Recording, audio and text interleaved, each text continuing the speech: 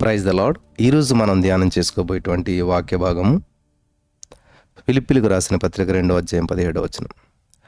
మరియు మీ విశ్వాస యాగములోను దాని సంబంధమైన సేవలోను నేను పానార్పణముగా పోయబడినను నేను ఆనందించి మీ అందరితో కూడా సంతోషింతును. స్తోత్రం దేవా సర్వోన్నతుడా. ఈరోజు యొక్క అద్భుతమైన వాక్యపు వెలుగులో నడిపించి ప్రతి వారు బలపడేటకు కృప చూపించమని యేసు నామములో ప్రార్థించిన మేము పొందుకుని ఉన్నాం తండ్రి, ఆమెన్. ప్రియులారా, జాగ్రత్తగా వినాలి. జాన్ హే అనేటువంటి ఒక చైనా విద్యార్థికి మంచి ఉద్యోగం లభించింది. అయితే ఆ ఉద్యోగాన్ని చేయటానికి ఆయన నిరాకరించాడు. ఉద్యోగం మానేసి వచ్చిన ఉద్యోగాన్ని విడిచిపెట్టి సువార్త ప్రకటించడానికి వెళ్ళిపోయాడు ఆయన.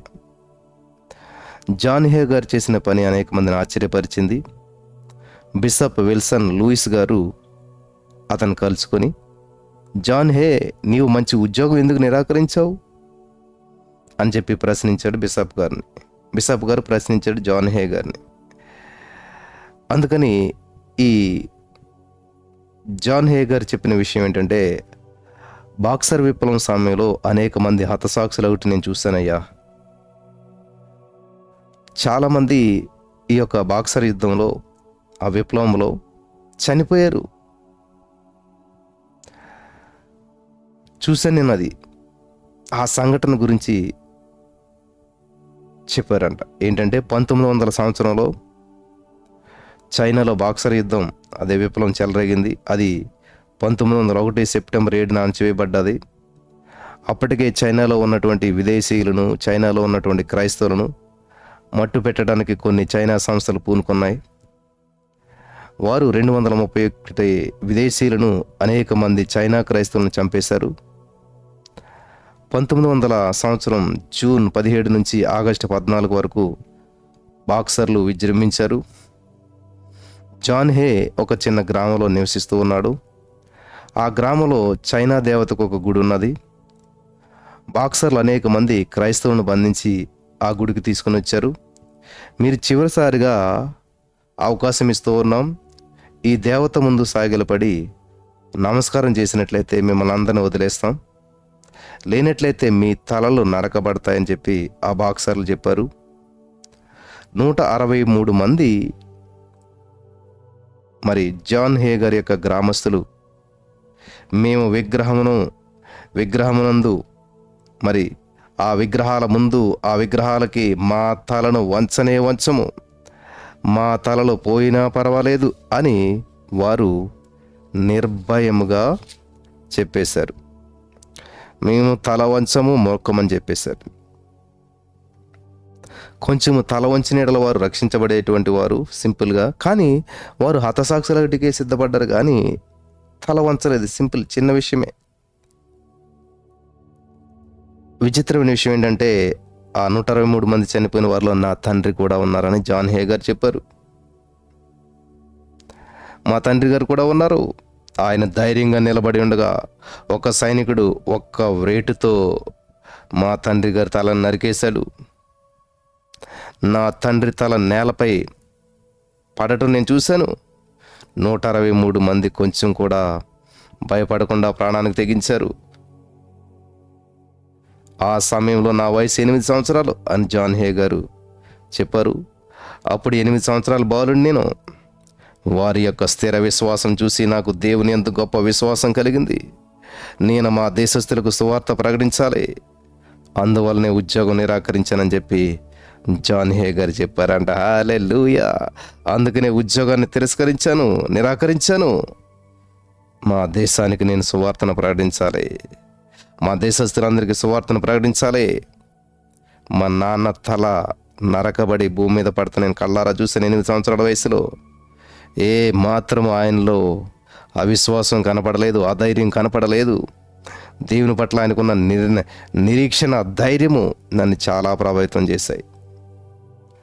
అందుకని రోమా 8:35లో క్రీస్తు ప్రేమ నుంచి మనల్ని ఎడబాపు వాడెవడు?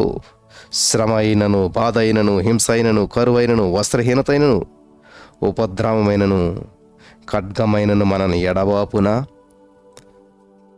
చూస్తారా, వండర్ఫుల్గా చెప్తూ ఉన్నాడు పౌలు గారు 8:35లో, రోమీలకు రాస్తూ 8:35లో, ఏది ఎడబాపుతుంది, ఏది విడదీస్తుంది? నిజంగా నువ్వు దేవుని ప్రేమించే వ్యక్తివైతే, నిజంగా నువ్వు దేవునిలో ఉన్న వ్యక్తివైతే, నిజంగా దేవుని ప్రేమను రుచి చూసిన వ్యక్తివైతే, నీ జీవితంలో ఎటువంటి సమస్యలు వచ్చినా, ఎటువంటి బంధకాలు వచ్చినా, ఇక్కడ స్పష్టంగా రాశాడు పౌలు గారు. రోమా 8:35లో చెప్తున్నాడు ఆయన, దేవుని ప్రేమ నుంచి మనల్ని ఎడబాపేది ఎవడు? శ్రమ? నో, శ్రమ వల్ల కాదు. బాధ కూడా ఏం చేయలేదు. హింస కూడా ఏం చేయలేదు. ఒకవేళ కరువు వచ్చిందా, కరువు కూడా విడదీయదు. లేకపోతే వస్త్రహీనత వచ్చిందా, నో నో నో నో. ఉపద్రవం వచ్చినా సరే, లేదా ఖడ్గంతో నరికేస్తానన్నారా, అది కూడా మనల్ని ఎడబాపలేదు. తల నుంచి, మరి మొండెము నుంచి తలను వేరు చేసిందేమో కానీ దేవుని నుంచి వేరు చేయలేదు. నా ప్రియమైనటువంటి సహోదరి, ప్రతిరోజు సమస్యలతో సతమతమైపోతున్నావా? ప్రతిరోజు గందరగోళం, చిన్న చిన్న విషయాలకే దేవుణ్ణి దూషిస్తూ, ద్వేషిస్తూ, దేవుని మీద ఏదో మరి అలజడి చేస్తూ బ్రతికేస్తున్నావా?